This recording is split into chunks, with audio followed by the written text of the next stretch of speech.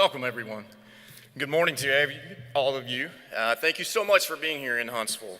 What an exciting day. My name is Shane Hammett. I'm the Vice President of Cyber Operations for All Points. I'm also a board member that helps put on the conference here, and so we want to thank each and every one of you for attending this conference and setting another record year for us. So as we mentioned, it's our 10th year, and once again, we set a record. So it's my honor to kick off the conference this morning by introducing our first speaker. This individual has led a team of people that we are most familiar with. They're a community partner. They're continuing to grow in our neighborhood. They're continuing to strengthen our capabilities to defend our networks as cleared defense contracting staff. And so this morning I would like to introduce Mr. Paul Abbate from the FBI, where he serves as the Associate Deputy Director. A little bit about Mr. Abbate.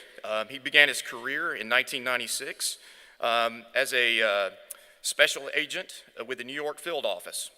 He moved on in 2004 to join the Counterterrorism Division as Supervisory Special Agent overseeing the FBI operations in Iraq. He moved on after that in 2012 as a special agent in charge of counterterrorism in the Washington field office, and just recently moved on to be the number 3 within the Bureau as the Associate Deputy Director. So help me welcome Mr. Paul Abbate to the stage.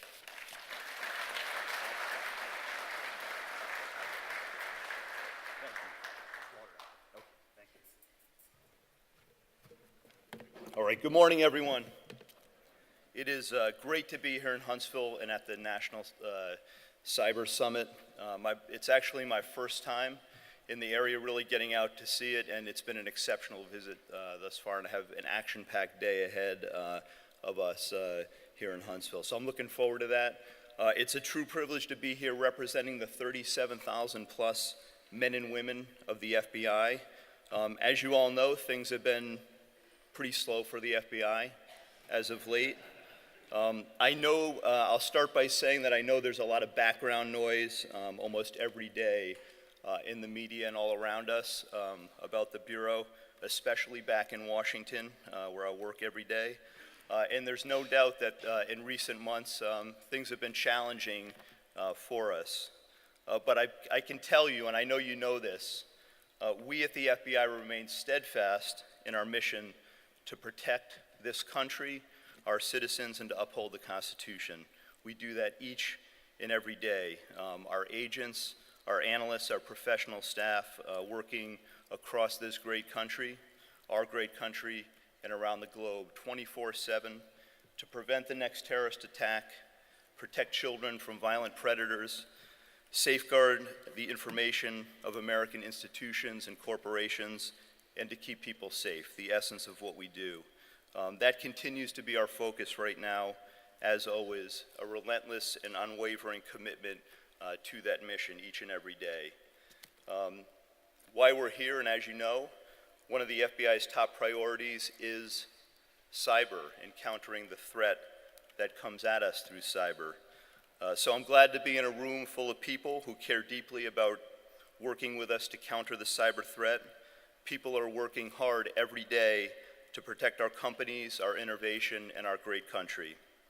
I know you have a great summit planned here over today and tomorrow with a lot of interesting presentations and discussions and competitions for students and between students, which I'm looking forward to seeing later today.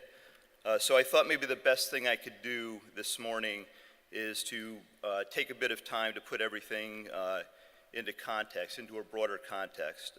So today I want to talk about the state of the cyber threat today from our perspective in the FBI, what we can do about it working together, and then I'd be happy, I'm taking a risk here, but I'd be happy to take a few questions if you all have any. I've been an agent with the Bureau for over 22 years, as mentioned, and the threats we face today are certainly more complex and changing more rapidly than at any other point in time that I've seen over the course of that career. On the national security side, threats like terrorism and espionage continue to evolve. And on the criminal side of the house, we face a variety of challenges from rising violent crime throughout the country, emerging gangs, the worsening opioid abuse crisis, lone wolf terrorist attackers, and the many tragic mass shooting events and incidents that we've experienced in recent times, public corruption and civil rights violations, and complex white-collar crimes as well. So we have a lot on our plate and a lot of work that we take on every day. And then right at the nexus of all of these challenges, all of these threats, we have cyber, which plays a role both in the national security and the criminal side to a large extent as well. Cyber is not only a threat in its own right, it's also a means by which so many of these other threats come at us, including terrorists using social media to radicalize and recruit individuals and incite them toward violence, nation states hacking into our networks to steal our secrets and our innovation, and a whole variety of bad guys, hacktivists, transnational organized criminal groups, fraudsters, and child predators, to name just a few, all using the internet to carry out their crimes. The cyber threat has evolved, as we all know, dramatically in recent years. We're seeing bigger and bolder intrusions, and no one is immune. We've all been hit. It seems like every day we hear about another intrusion involving a well-known company or organization. Last year, it was the credit reporting agency Equifax, an attack that probably affected just about every one of us in this room. And those are just the attacks against specific companies. We also face indiscriminate attacks, such as last year's WannaCry ransomware attack, which was attributed to North Korea, and NotPetya, the most destructive and costly cyber attack in our nation's history. Launched by the Russian military, NotPetya resulted in billions of dollars in damage across Europe, Asia, and the Americas. We've also begun seeing what we call a blended or hybrid threat, where nation states are using criminal hackers to do their dirty work. An example of this, which you're all probably familiar with, was the massive breach and intrusion against Yahoo, where hackers stole information from more than 500 to almost 1 billion Yahoo subscribers and users. In response to that, after a long investigation working closely with domestic and international partners, last February we indicted 2 alleged Russian FSB Federal Security Service officers and 2 criminal hackers who were working for them. That's what we refer to as the blended threat. You have intelligence operatives from nation states like Russia now using mercenaries to carry out their crimes. In March of last year, our partners in the Royal Canadian Mounted Police, working together with the Toronto Police Service, arrested one of the hackers, Karim Baratov, in Canada. We were able to extradite that individual here to the United States, where he faced justice. This case has resurfaced in headlines just over the last few weeks because he was sentenced to 5 years in prison for the crimes that he committed in his role in that intrusion. The 3 other conspirators are Russian citizens living in Russia who now live as fugitives wanted by us in the FBI. So they are operating under limited ability to travel abroad and to enjoy the profits of their scheme. The United States has extradition treaties with over 100 countries, and we maintain a total commitment to finding and bringing cyber criminals to justice, no matter where they operate, no matter where they attempt to hide. But we know that for every attack that we're aware of, many go unreported or even undetected. We're also concerned about a wide gamut of attack methods that we're facing, from botnets to ransomware, from spear phishing and business email compromise to illicit crypto mining and advanced persistent threats. And we're worried about new areas of vulnerability as well, such as those threats that could come through use of autonomous cars and Internet of Things devices. A recent example of this was the Mirai botnet, where more than 100,000 Internet of Things devices were infected with malware and used to conduct a very powerful DDoS attack.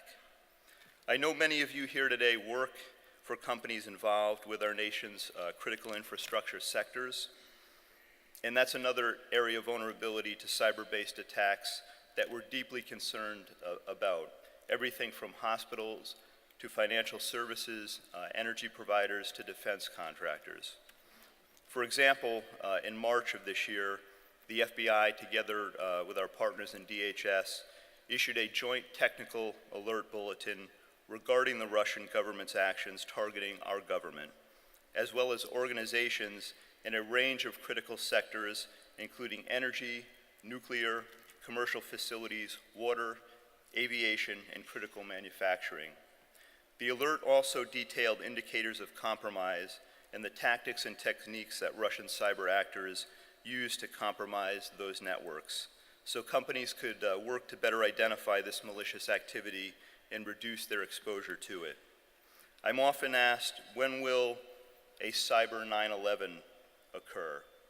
Based on the severity and frequency of intrusions in recent years, I think we're already into that process, and I would say that it's already begun. That's the cold, hard reality of the cyber threat that we face today. And we have an immense challenge in front of us working together to stop that from happening. So how do we respond? We need to look at the cyber threat landscape together, independently as well as collectively, government and private industry working together. Those of you in private industry must continue to look at where you fit into the cyber ecosystem and focus on how to protect and police your systems first and foremost. Today, more than 80% of cyber-related business compromises are known vulnerabilities and unpatched systems or derived from those. As an organization for your companies, those who you represent here today, you need to ask yourself some key questions. Are your operating systems and applications up to date with the most recent patches? I'm also talking about legacy systems, the ones you're afraid to touch because you think you'll go down if you try to patch them. And don't forget about those from third-party vendors and suppliers that have access or somehow touch your networks and systems as well. Are they patched underneath it all, and are they up to speed with what they're doing to counter the threat? Does your organization use multi-factor authentication, internal logs, monitoring of traffic, and hardening of passwords on your internal and external systems? Again, don't forget the consulting firms, attorneys, and vendors that touch your data and that you interact with every day.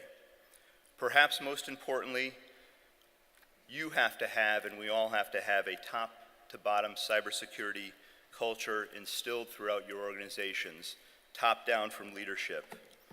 And I would ask you this, are your CEOs and other senior-level executives involved in establishing that culture and supporting training for your employees? Are your employees aware of the threats out there, and do they know how to handle them as they go about their work every day? If one of your employees received a spear phishing email today, would they click on it? I'm talking about everyone from interns and supply clerks all the way up to and including the executive suite. People, as we all know, are the most vulnerable point in our security chains and within our organizations. So it's essential that we train and educate each and every employee, each and every one of them. And I know it is often a struggle to balance security against the urgency and importance of your mission, your business, and the work that you do, the work that we all do. In the FBI, we think in terms of security at the foundation of everything that we do. It's built in.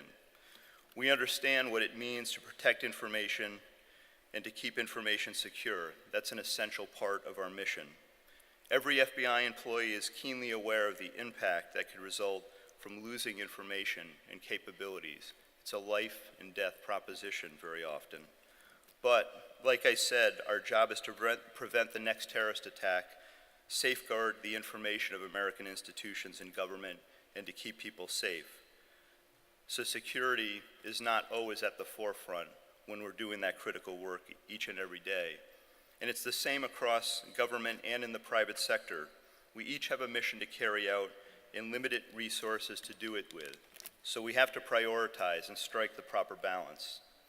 In the private sector, companies need to launch new products quickly in order to maintain a competitive advantage.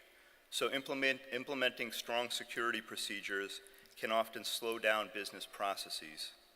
but we have to find a way to balance that urgency to keep our businesses running and profiting with the security risks that we face. So what is the FBI doing about cyber? How are we working against these threats? Realistically, we know that we can't prevent every attack or punish or bring to justice every hacker. That's the reality of the situation we face with the resources we have. But we strive to do that each and every day. And we can build on our capabilities and our partnerships. We can strengthen those partnerships and our defenses by working better together through communication and collaboration. We can get better always at exchanging information to identify the telltale signs that may help us link cyber criminals to their crimes. And we can impose a variety of costs on criminals who think they can hide in the shadows of cyberspace. We are improving the way we do business by blending traditional investigative techniques with technical capabilities. We're assigning work based on cyber experience and ability rather than mere jurisdiction. We have cyber task forces now in each of our 56 field offices, including right here in Birmingham, in the state of Alabama, and in Mobile. They respond to breaches, conduct victim-based investigations, and collect malware signatures and other actionable intelligence, which we strive to share with you all. Each task force is staffed by special agent cyber investigators, prosecutors, intelligence analysts, computer scientists, data analysts, and other cybersecurity professionals from a number of our federal, state, and local agency partners. This approach mimics the successful one that we have used in the Joint Terrorism Task Force model and in those investigations. Immediately after we're notified of a cyber incident, we can deploy FBI professionals to victim sites and provide expertise, technical assistance, and intelligence analysis on site.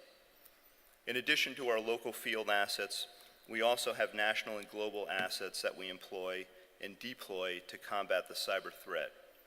We maintain a 24/7 cyber command center called CyWatch, which is based out of our NCI JTF in Northern Virginia.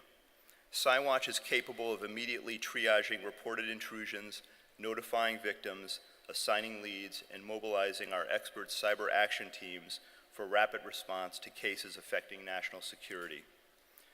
Our Internet Cyber Crime Coordination Cell, IC4, based in Pittsburgh, launches aggressive and comprehensive mitigation strategies through joint investigations with law enforcement, academia, and the private sector. The FBI also maintains a strong international reach, which is essential, as we all know, to combating the threat across the globe. Since many of the actors and facilities are located overseas, we've built a network of more than 20 cyber special agents known as assistant legal attaches. They are stationed around the world and specifically trained to combat cyber threat in tandem with our international partners. This past spring, we worked with various U.S. government and international agencies to take down one of the largest darknet marketplaces out there, known as Abbate. Like other dark markets, Abbate allowed users to distribute illegal drugs, firearms, malware, and other illicit groups with complete anonymity around the world. The takedown, known as Operation Bayonet, was part of an extensive international effort to shut down a number of these markets. Immediately after Abbate was taken offline, users of that Abbate marketplace flooded another forum known as the Hansa Market, which saw an 8 times increase in new users immediately following the Abbate takedown before it too was dismantled. So our international presence and partnerships are absolutely essential to the work that we do and what we're focused on today. We also know that we need more cyber and digital literacy in every program throughout the Bureau. Organized crime, crimes against children, white-collar crime, to name just a few. So we're embedding non-cyber agents with cyber squads so they too can learn how to conduct cyber investigations and develop the expertise that they need to work together to counter these threats that we're discussing today. We're sending non-cyber personnel to cutting-edge cyber training. We're also bringing intelligence analysts from the field to headquarters and vice versa to get more tactical cyber experience and share both ways. And we're boosting our training for our most cyber-savvy agents as well, offering interactive boot camp type classes to walk agents through simulated cyber investigations, including complex cyber intrusions and phishing schemes. Raising the average cyber proficiency across the FBI will allow all of our investigators to counter threats more efficiently and more effectively. And that will free up our true cyber experts to focus on the most vexing, the most complex attacks, like those conducted by sophisticated actors, nation-state cyber intrusions and the like. Let me speak for a moment about imposing costs on the bad guys. While we've strengthened our investigative capabilities, we need to do better and are always working to lay hands on the people behind the keyboard, the culprits, to bring them to justice and lock them up and prevent them from doing more harm in the future. And even where we can't reach them, we're now using all of the tools at our disposal in a whole-of-government approach. We're naming and shaming them, we're hitting them with indictments, and we're also leveraging economic sanctions together with the Treasury Department in many cases. We're focusing our efforts on dismantling the entire cyber enterprise behind these actors. We're prosecuting the bad guys, burning their infrastructure down, and seizing the illicit proceeds that they've reaped. We're taking down the groups running malware campaigns and the criminals who support them, those who operate the dark markets and compromise networks and servers, and the people who buy and sell stolen data on the web. Think of it as going after the distribution ring and the manufacturer rather than simply taking out the drug dealer on the corner. Partnerships. We're also building on our partnerships, which again are critical to this work that we do. I mentioned that the Bureau has about 13,000 special agents and overall 37,000 plus total employees. Those sound like big numbers until you realize we're trying to protect 325 million Americans. No person, no police officer or special agent, no agency, no company, and no country can prevent cyber attacks on its own, period. There are too many potential weapons, too many avenues of attack, and too many unlocked doors to enter. That's why the partnerships are so vital and why this matters. We in the FBI need force multipliers to help us carry out this mission, and that's all of you. So we're working more closely with our federal partners also. Just as an example, 7 federal agencies, including DHS, have detailed personnel to our cyber division, and we have many personnel detailed over to our partner agencies, DHS, DOD, DOE, and others. The threat is moving so quickly that at any time the time for turf battles is long gone. The case of Ardit Farizi demonstrates the utility of the whole-of-government approach. In this case, the victim company assumed the breach of its network was a simple PII hack. After the company shared the incident with us and the FBI, we worked with the Department of Defense and used investigative and intelligence gathering techniques to attribute the intrusion to a Kosovo national named Ardit Farizi, who was based at that time in Malaysia. Farizi used his hacking skills to exfiltrate the PII data under the direction of a known ISIL recruiter named Junaid Hussain. The stolen information was then released by ISIL to social media with the intention of creating a kill list of US and government military employees, and then ISIL inciting individuals to try to harm or kill those individuals. We were able to arrest Farizi, and he was charged in the Eastern District of Virginia, extradited to the United States from Malaysia to face those charges, all due to the cooperation we received from our international partners. Farizi's guilty plea marked the first time a cyber actor was convicted by a US court for providing support to a terrorist group through computer network operations. It's a landmark case and accomplishment. Farizi is now serving a 20-year prison sentence for his crimes, and justly Hussein was killed on the battlefield in a US-directed drone strike in 2015. We're very fortunate in that example that none of the individuals on the list whose information was released over the internet were harmed or killed. To those of you in the private sector, I would say this: it doesn't matter if you call us or any other agency, we all work together, so your information will get where it needs to go and you'll get the help you need. We care less about who you call than that you call, and that you call as promptly as possible. We are also working more closely with our foreign partners, as illustrated by that case. We have a strong relationship with the European Cybercrime Center, or EC3. We have cyber agents embedded with our international counterparts in strategic locations worldwide, helping to build relationships and coordinate investigations. We're sharing actionable information, details of cyber tools and operational infrastructure 24/7 around the world. And we're working with our partners around the globe to curb our adversaries' ability to conduct further attacks and to generate illicit funding for their activities. We're also trying to work better with our private sector partners. The FBI both hosts and participates in events providing strategic level cyber information to key corporate executives throughout industry.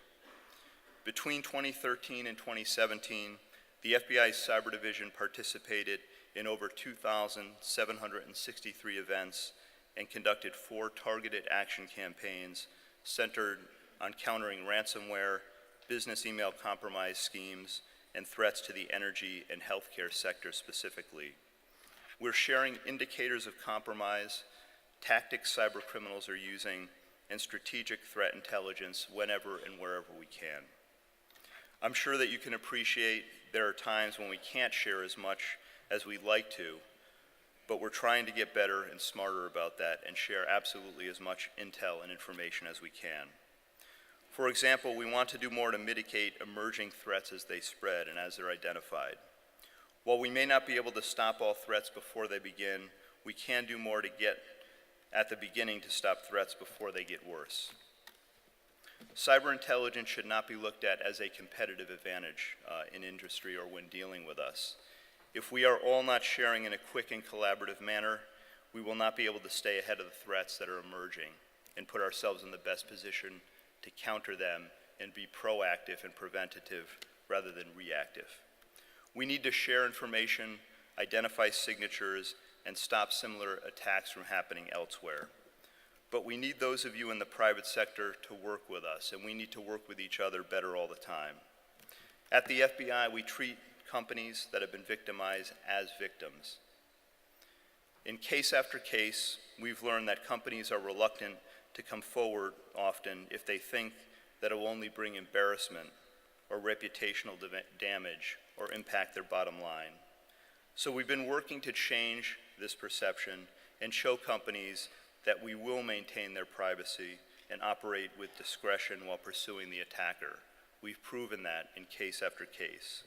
So please, when an intrusion affects critical infrastructure, when there's a potential for impact on national security, our economic security, or public health and safety, when an attack results in a significant loss of data, systems, or control of systems, or when there are indications of unauthorized access or malware present on critical IT systems, please call us, please reach out.